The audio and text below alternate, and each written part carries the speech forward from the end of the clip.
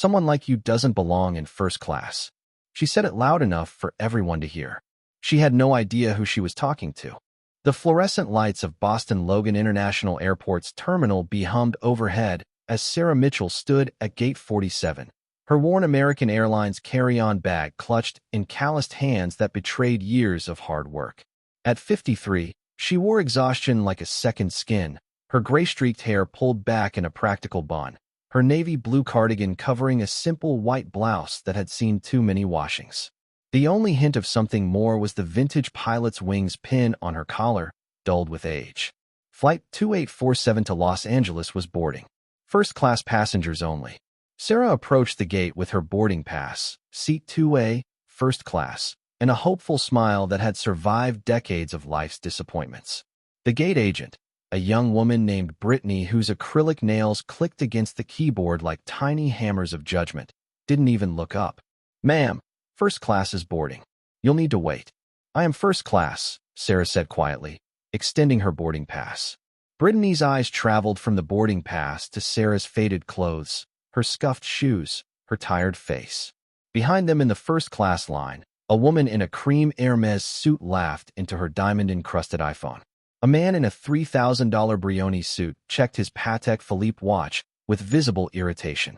"There must be some mistake," Brittany said loudly, her voice carrying across the gate area. "This is first class. Perhaps you meant to book economy?" Sarah's jaw tightened. "No mistake. Seat 2A. That's my seat." A commotion erupted from behind. Victoria Ashford Blackwell strode forward, her Louboutin heels clicking authoritatively against the tile floor. At 42, Victoria embodied everything money could buy. Platinum blonde hair styled at Boston's most exclusive salon, a face frozen by the city's premier dermatologist, and the kind of confidence that came from never being told no. "What is the holdup?" Victoria's voice could cut glass. "Some of us have actual business in Los Angeles. Important business." She was flanked by her entourage. Marcus, her exhausted personal assistant whose hands were full of Bergdorf Goodman bags. Stephanie, her lawyer and longtime friend, dressed in a sharp Armani pantsuit. And her fiancé, Chad Worthington III, whose family trust fund numbered in 9 figures. Victoria's eyes landed on Sarah, and something flickered across her face. Recognition? No, disgust. "Oh, for God's sake," Victoria announced to the growing crowd. "They're letting anyone fly first class now? What is this, Southwest?" Nervous laughter rippled through the waiting passengers. Sarah stood her ground. "I have a first-class ticket. I'd like to board, please." "Let me see that." Victoria snatched the boarding pass from Sarah's hand, her eyes scanning it with theatrical disbelief. "Sarah Mitchell. Well, Sarah Mitchell, I don't know how you managed to scrape together enough money for this ticket. Maybe you cleaned enough houses this month, but you clearly don't belong here." The crowd was fully engaged now, phones out, some recording. This was entertainment. Sarah's voice remained steady, but her hands trembled slightly. "Please give me my boarding pass." Victoria held it higher, just out of reach.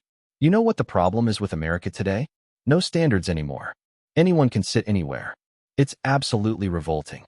She turned to Brittany. "Surely there's been some sort of error? Perhaps this woman used stolen miles? Identity theft?" Brittany, emboldened by Victoria's authority, nodded eagerly. "I was thinking the same thing, Miss Ashford Blackwell." "Ma'am," she addressed Sarah with barely concealed contempt, "I'm going to need to verify your identification and payment method." "I already checked in," Sarah said quietly. "Well, we're checking again," Victoria interjected. "Brittany, that is your name, isn't it? I fly first class on this airline at least twice a month. I'm a Platinum Executive member. I spend over $200,000 annually with American. Surely my comfort and the comfort of other legitimate first-class passengers should take priority over." She waved dismissively at Sarah. "This." Chad stepped forward, wrapping an arm around Victoria's waist. "Baby, we're going to miss our champagne service. Just let them handle it." He addressed Brittany directly.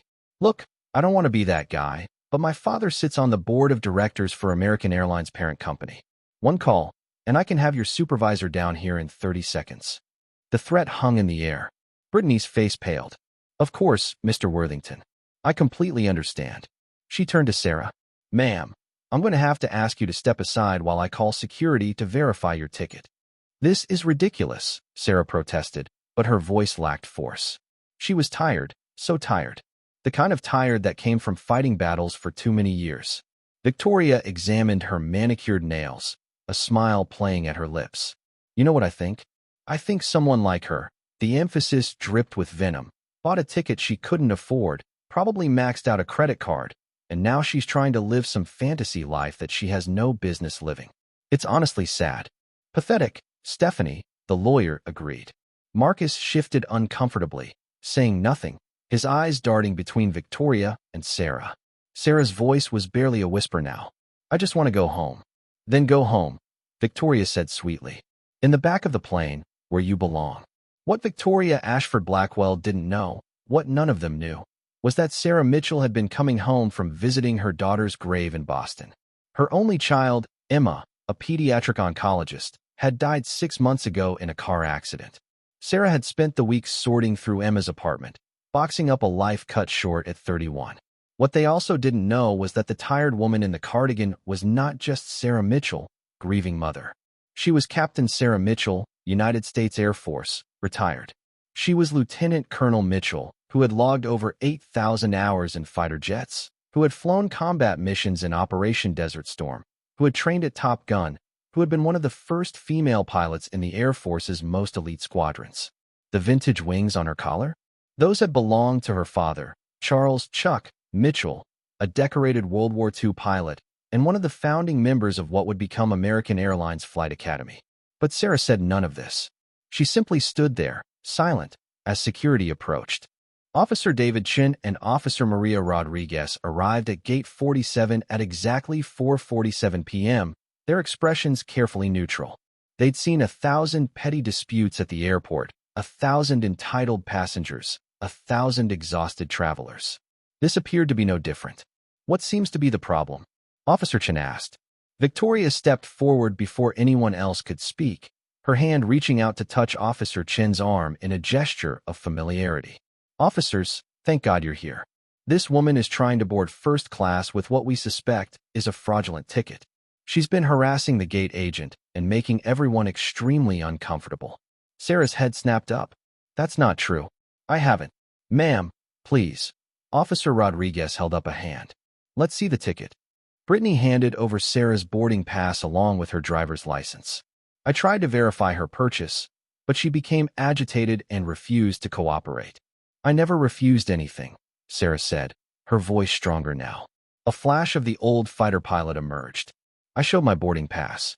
I showed my ID at check-in. I have done everything required. Officer Chin examined the documents. The ticket appears valid, ma'am, he addressed Brittany. Victoria laughed, a sharp, brittle sound. Of course it appears valid. That's how identity theft works. Look at her. She gestured at Sarah, as if presenting evidence. Does she look like someone who can afford a $2,000 ticket? Her clothes probably cost $20 total. That bag is older than my car. Be serious. A crowd of at least 50 people now surrounded the scene, phones held high, recording every moment. This would be viral by dinner time. Victoria was counting on it. Chad pulled out his iPhone 15 Pro Max. I'm calling my father. Please do, Victoria encouraged, then turned to the growing audience. This is what I'm talking about. No standards anymore. No accountability. Anyone can just steal their way onto a plane, and honest, hard-working people, people who actually earned their seats, have to deal with this nonsense. I earned my seat, Sarah said quietly, but no one was listening. Officer Rodriguez's radio crackled. She stepped away to respond, her expression growing confused, then surprised. She returned to her partner and whispered something urgent in his ear. Officer Chin's eyebrows rose. He looked at Sarah with new interest. Ma'am, we need to. Victoria cut him off. Officers, I appreciate that you have a job to do, but this is taking far too long. Clearly, this woman needs to be removed. I have a very important meeting with the executives at Paramount Pictures at 8 a.m. tomorrow.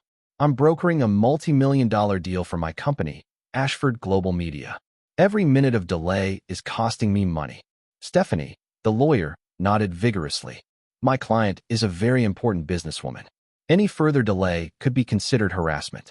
We could pursue legal action against the airline if this isn't resolved immediately. Sarah closed her eyes. In her mind, She was 25 again, standing in front of a review board of men who insisted women couldn't handle the G-forces of fighter jets, couldn't make split-second life-or-death decisions, couldn't lead combat missions. She'd proven them wrong. She'd proven everyone wrong.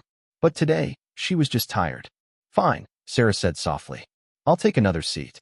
It doesn't matter." Victoria's smile was triumphant. "See? Even she admits it. She doesn't belong here." Officer Chun started to protest, his radio conversation clearly changing his perspective, but Victoria was on a roll now. "You know what I think should happen?" Victoria addressed the crowd like a prosecutor delivering a closing argument. "I think people like this should be banned from flying first class entirely. There should be requirements, minimum income levels, dress codes, background checks. Keep the riffraff where they belong." Applause broke out from a few passengers. Others looked uncomfortable, but no one spoke up. Marcus, Victoria's assistant, finally found his voice. "Victoria, maybe we should just—" "Shut up, Marcus," Victoria snapped. "I'm making a point." Sarah picked up her bag, defeat written across her face. She turned toward the back of the boarding line, her shoulders slumped. That's when the announcement came over the gate speaker, clear and authoritative. "Ladies and gentlemen, this is your captain speaking. We will be experiencing a slight delay in boarding.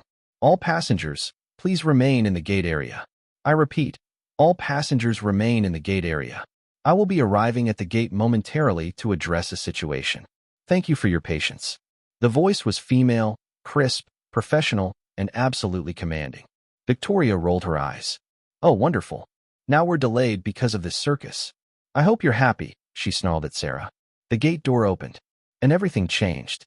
Captain Jennifer Chin strode through the doorway at exactly 4:52 p.m., her crisp American Airlines uniform immaculate, her captain's hat perfectly positioned, for gold stripes gleaming on her sleeves. At 48, she carried herself with the bearing of someone who had earned every inch of her authority. Behind her came First Officer Michael Torres and Flight Engineer Patricia Walsh, both in full uniform, both wearing expressions of barely contained anger. The crowd fell silent.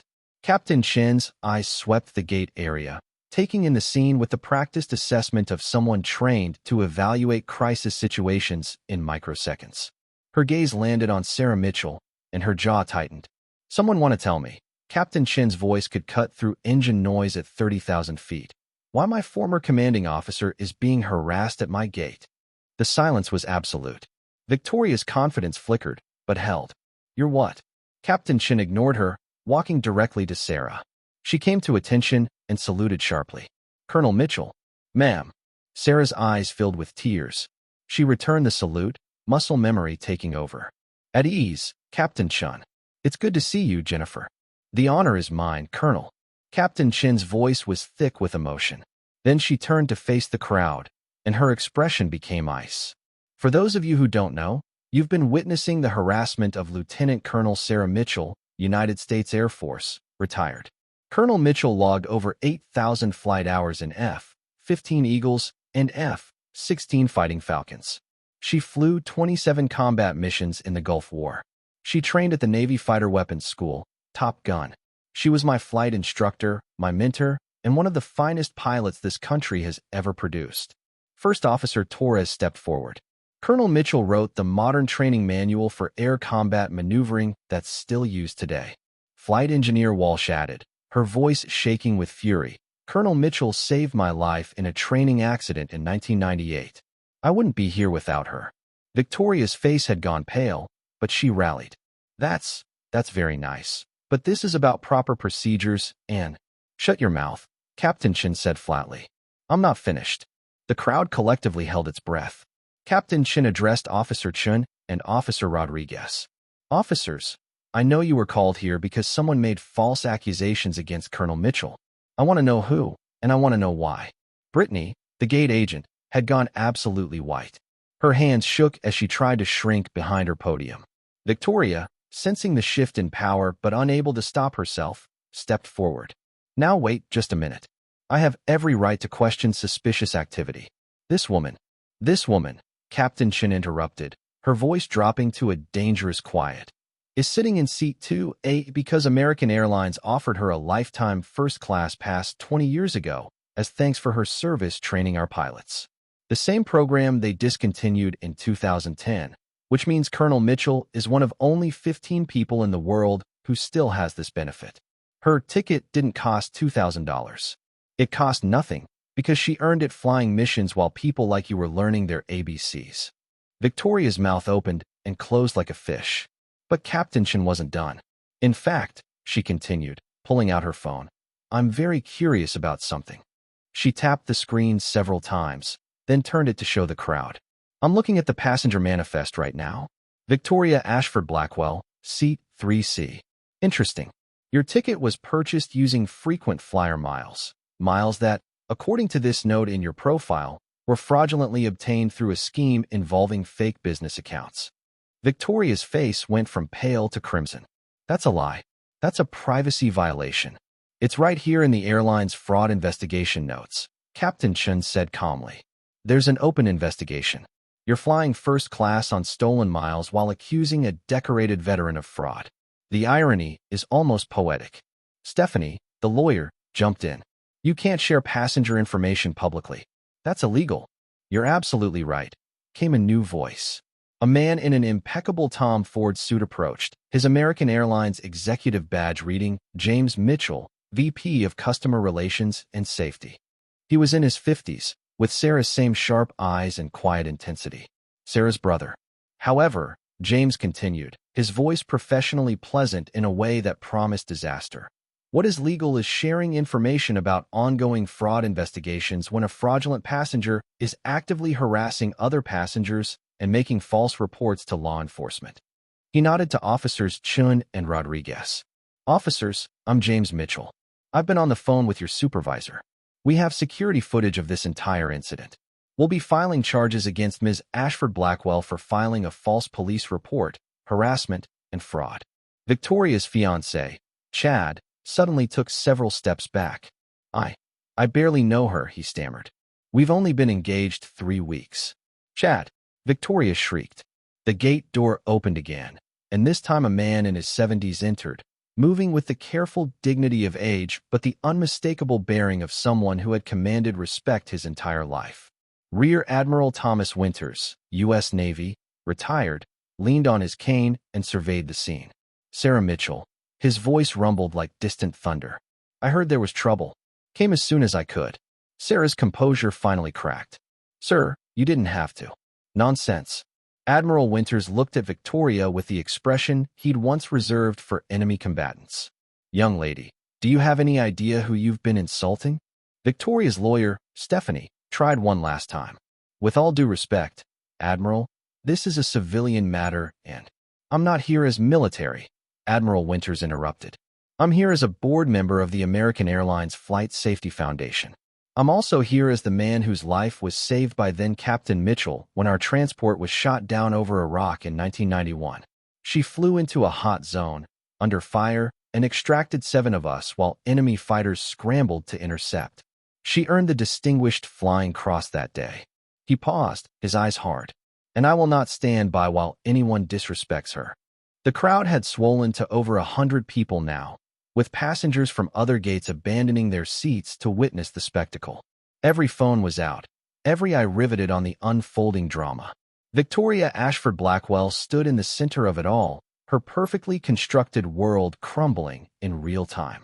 James Mitchell addressed the crowd, his voice carrying the practiced authority of decades in customer service management. Ladies and gentlemen, I apologize for the disruption.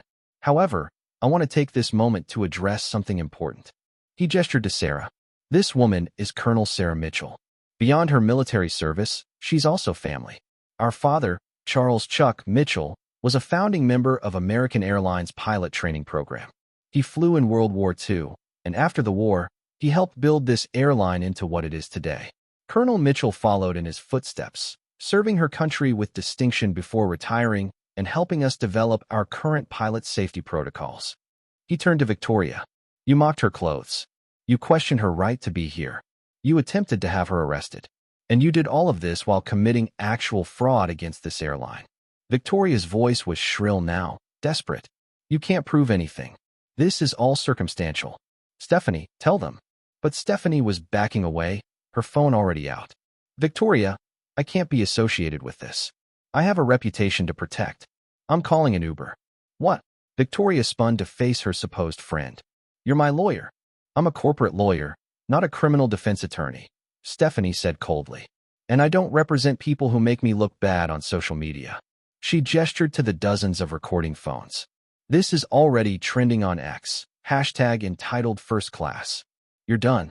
Marcus, the assistant, set down the Bergdorf bags carefully. Victoria, I quit. Effective immediately. You haven't paid me in 6 weeks anyway. You can't quit. Victoria shrieked. I just did. Marcus turned to Sarah. Ma'am, I'm sorry. I should have spoken up earlier. Sarah nodded graciously. You're speaking up now. That takes courage. Chad, Victoria's fiancé, was now physically trying to blend into the crowd. When Victoria grabbed his arm, he pulled away violently. Don't touch me. My father told me you were a social climber and a fraud. I should have listened. He looked at his phone, his face going even paler. Oh God, my dad just texted. He saw the videos. He's pulling my trust fund until I get my life together. Victoria, stay away from me. He fled toward the exit. Victoria stood alone now, her entourage scattered, her carefully constructed life imploding with every passing second. Officer Rodriguez stepped forward, her expression professional, but her eyes sympathetic, for Sarah, not Victoria. Ms. Ashford Blackwell, we need you to come with us. You're being detained for filing a false police report. We'll also be investigating the fraud allegations. This is insane. Victoria's voice cracked. I'm the victim here. I was just trying to maintain standards. Ma'am, you have the right to remain silent. Officer Chin began. I know my rights. Victoria snapped. Then, in a desperate pivot, she turned to Sarah, her expression transforming into something resembling contrition. It was a masterclass in false emotion, the kind of performance that had probably gotten her out of trouble before. Look, maybe I overreacted. We all have bad days, right? I'm sure we can work this out. I'll apologize. We'll take some pictures. Everyone wins. Maybe we can even do an interview together about forgiveness and... No, Sarah said simply. It was the first time she'd spoken in several minutes, and her voice carried a weight that made even the most distracted onlookers pay attention. No, Victoria repeated, her facade cracking. What do you mean, no? Sarah took a step closer. She was 5 inches shorter than Victoria, wearing clothes that cost 1/10 as much, without a trace of makeup or designer accessories. But in that moment, she towered over the younger woman. I mean, no, Sarah said quietly. You don't get to humiliate someone publicly and then demand a photo op when it backfires. You don't get to question my humanity, my worth, my right to occupy space in this world, and then ask me to help you salvage your reputation. I said I'm sorry. Victoria protested. No, you didn't, Captain Chin interjected. You suggested a transaction. That's not an apology. Sarah continued, her voice steady but filled with decades of accumulated wisdom and pain. Do you know why I was in Boston, Victoria? I was cleaning out my daughter's apartment. Emma died 6 months ago. She was a pediatric oncologist, spent her life saving children with cancer. She was 31. Victoria's face went slack. I've spent this week packing up her life. Her diplomas, her photos, her favorite coffee mug, the stuffed bear her patients gave her. And then I came to the airport, exhausted and heartbroken, hoping for a quiet flight home to grieve. Instead, I got you. The silence was deafening. But here's what you don't understand. Sarah's voice grew stronger. You didn't hurt me because I'm somehow fragile. You hurt me because cruelty always hurts, even when it comes from someone whose opinion means nothing. You hurt me because I'm human, and humans feel pain when we're degraded for sport. Victoria opened her mouth, but nothing came out. I've faced enemy fire, Sarah continued. I've had to eject from a damaged aircraft at Mach 2. I've been the only woman in rooms full of men who thought I didn't belong. I've buried my daughter. Your opinion of my clothes or my worthiness, that's not even a blip on my radar. She paused, and when she spoke again, her voice carried the authority of someone who had commanded squadrons, who had made life-and-death decisions, who had earned every stripe and medal through blood and sweat and unimaginable perseverance. But your behavior, your cruelty, your assumptions, your complete lack of human decency, that matters. Not because it can destroy me, but because it reveals exactly who you are. James Mitchell stepped forward. Ms. Ashford Blackwell, American Airlines is terminating all of your frequent flyer accounts. The fraudulent miles will be investigated, and you'll be billed for the full retail value of every ticket purchased with those miles. Based on our preliminary review, that's approximately $47,000. Victoria swayed on her Louboutins. Brittany, the gate agent, suddenly spoke up, her voice small. I'm so sorry, Colonel Mitchell. I was completely out of line. I let my judgment be clouded by. She glanced at Victoria with disgust. External pressure. It won't happen again. It better not, Captain Chen said sharply. Because I'll be filing a report about this entire incident. Gate agents are trained better than this. Admiral Winters tapped his cane on the floor. Sarah, I believe you have a flight to catch. First class, seat 2A, as it should be. Captain Chen gestured toward the boarding door. Colonel Mitchell, if you'll follow me, I'd be honored to personally escort you to your seat. Sarah nodded, but first she turned to face the crowd of passengers and phone cameras. When she spoke, her voice was clear and strong. I want to say something to all of you. Not everyone who looks tired is weak. Not everyone who dresses simply is poor. Not everyone who stays quiet is defeated. You never know who you're talking to. You never know what battles they've fought, what losses they've endured, what strength they carry inside. She paused, looking directly at several of the passengers who had laughed earlier. Some had the decency to look ashamed. Judge people by their character, not their clothes. Treat people with dignity, not because of what they can do for you, but because they're human. And remember, kindness costs nothing, but cruelty can cost everything. Spontaneous applause broke out. Not scattered, uncomfortable clapping, but genuine, sustained applause. Victoria made one last desperate attempt. This isn't over. I have lawyers. Real lawyers. I'll sue everyone. The airline, the officers, you can't just. Actually, we can, came yet another new voice. A woman in an elegant charcoal pantsuit approached, her badge identifying her as Margaret Chun, Chief Legal Counsel for American Airlines. She was carrying a thick folder of documents. Ms. Ashford Blackwell, I've been reviewing your file for the past 15 minutes. In addition to the frequent flyer fraud, we've discovered you filed 7 false complaints against gate agents and flight attendants in the past 8 months, always targeting women of color and always demanding compensation in the form of miles or upgrades. You also posted defamatory reviews of our employees on social media using fake accounts. We've compiled everything. She handed the folder to Officer Rodriguez. Officers, this should help with your investigation. We'll be pursuing both criminal and civil charges. Victoria's knees buckled. She actually fell, her designer skirt wrinkling as she collapsed onto the airport floor, her carefully styled hair falling across her face. No, no, no, this can't be happening. Do you know who I am? My company. Your company is bankrupt, Margaret Chin said flatly. I took the liberty of checking while reviewing your file.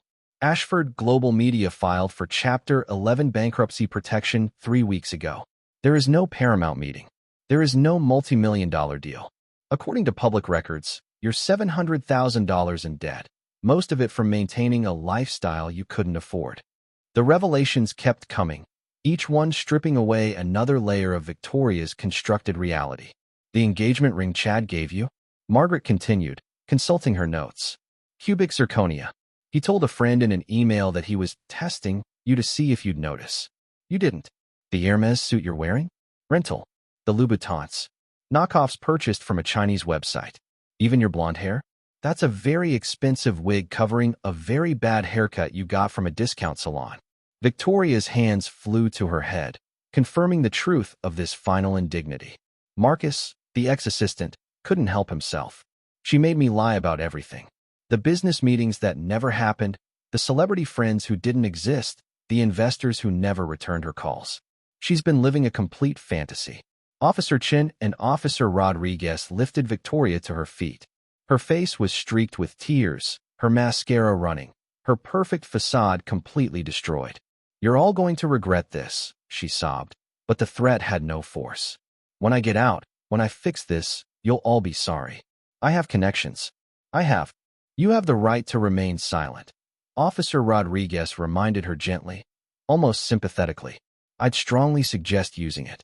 As they led Victoria away, she craned her neck back for one final look at Sarah. Their eyes met, and in that moment, Victoria saw exactly what she'd attacked. A woman of substance, of genuine accomplishment, of real strength forged through real trials. Everything Victoria had pretended to be, Sarah actually was.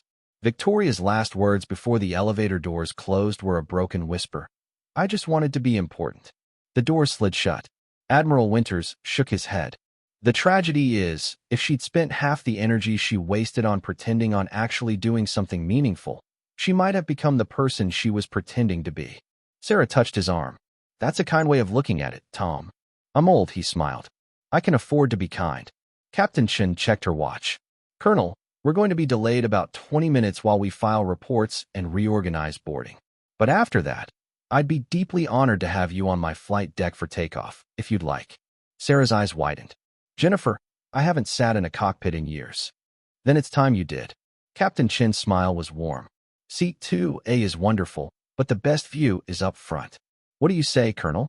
"One more time." Sarah's answer was a smile that erased 20 years from her face. "I'd love that, Captain." 30 days later, the Los Angeles Times featured a full-page article titled "The Woman in Seat 2A, How a Viral Video Sparked a National Conversation About Dignity." The video footage from Gate 47 had indeed gone viral, over 40 million views across various platforms. But unlike most viral incidents that led to brief outrage and quick forgetting, this one sparked something different. Sarah Mitchell, who had avoided interviews for 3 decades, agreed to speak with NPR, 60 Minutes, and several major newspapers. She spoke about her daughter Emma. She spoke about her service. She spoke about the countless women who had paved the way for her and the countless more who were still fighting to be seen, to be heard, to be valued. American Airlines launched the Colonel Mitchell Service Excellence Program, training all employees on treating passengers with dignity regardless of appearance or perceived status. Brittany, the gate agent, enrolled immediately and became one of the program's most vocal advocates, speaking openly about her mistake and what she'd learned. Admiral Winters established a scholarship fund in Emma's name for women pursuing careers in medicine and military service. Within 2 weeks, it had raised over $2 million. Victoria Ashford Blackwell pleaded guilty to fraud charges and was sentenced to 18 months in federal prison, followed by 5 years of probation and restitution payments that would take decades to complete. Her lawyer tried to argue that the public humiliation she'd suffered was punishment enough. The judge disagreed. Ms. Ashford Blackwell, Judge Patricia Morrison had said during sentencing, "You didn't just commit fraud against a corporation. You attempted to rob another human being of their dignity in the most public way possible. You weaponized class, appearance, and social status to humiliate someone you deemed beneath you. The fact that it backfired spectacularly doesn't negate the malice of your intent. Perhaps prison will teach you the humility that privilege never did." Chad Worthington III did eventually get his trust fund back. After completing a year-long program his father designed called Living Like Normal People, which included working minimum wage jobs and budgeting on $35,000 annually. He later donated $1 million to Admiral Winters' scholarship fund, with a note that read simply, "For being the kind of person I should aspire to be." As for Sarah Mitchell, she found herself with a new purpose. She began speaking at military academies, corporate events, and schools about leadership, resilience, and human dignity. She spoke about Emma, always about Emma, and how her daughter had taught her that true strength came from lifting others up, not tearing them down. 6 months after the incident, American Airlines invited Sarah to their annual gala. They presented her with the Charles Chuck Mitchell Award for Service Excellence, named after her father, honoring individuals who embodied the highest standards of character and professionalism. When Sarah took the stage to accept, the ballroom filled with pilots, executives, and employees rose in a standing ovation that lasted 3 full minutes. Her speech was brief. "My father used to say that how you treat people when they can't do anything for you reveals who you really are." Emma believed that everyone deserved to be seen, valued, and treated with kindness, no matter who they were or where they came from. And I believe that each of us has the power to make someone's difficult day a little easier, or to make it infinitely worse. We choose, every single day, which person we're going to be. That day at Gate 47, I was exhausted and grieving. I could have been angry. I could have pulled rank immediately, used my name, my credentials, my connections to shut down the harassment. But I wanted to see if anyone, any single person in that crowd, would speak up just because it was the right thing to do. Not because of who I was, but because I was a human being who deserved basic respect. Eventually, people did speak up, and I'm grateful for that. But I wish someone had spoken up sooner. Not for me. I faced worse. But for the next person. For all the people who don't have a brother who's a VP, or military friends who'll come running, or a daughter whose memory inspires scholarship funds. Be that person who speaks up. Be that person who stands up. Be that person who sees the humanity in everyone, regardless of how they look, what they wear, or whether they can do anything for you in return. That's how we honor the Emma Mitchells of the world. That's how we build a society worth living in. That's how we become the people we claim to be. The standing ovation, this time, lasted 5 minutes. Later that evening, Sarah stood on her balcony in her modest home in Pasadena, looking up at the stars. She wore her favorite cardigan, the same one from that day, and her father's wings pinned to her collar. "We did good today, Emma," she whispered to the night sky. "Your mama stood tall, just like you taught me." A shooting star streaked across the darkness. Sarah smiled. She knew exactly what her daughter would have said. "Mom, you were always standing tall.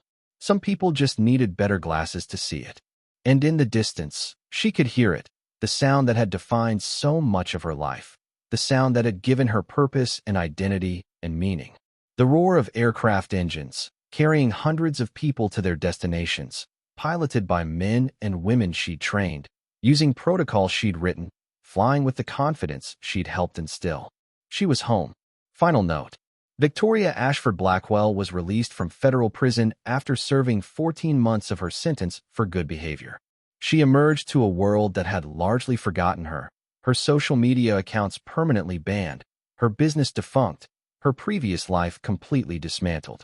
She got a job as a customer service representative at a call center, making $18 an hour.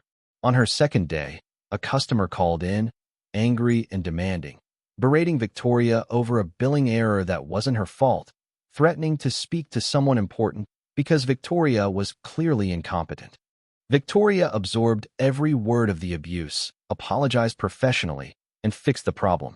When the call ended, she sat in her cubicle, surrounded by other representatives just trying to make a living, and for the first time in her life, she understood. She understood what it felt like to be on the receiving end of someone else's anger and entitlement. She understood what it meant to be judged as less than, as invisible, as unworthy. She understood, finally, what she had done to Sarah Mitchell. It wouldn't change anything. The damage was done, the consequences paid, the lessons learned too late. But she understood. And understanding, however belated, was at least a beginning. If you enjoyed this story of justice and karma, let me know in the comments. What would you have done in Sarah Mitchell's position? Thanks for reading.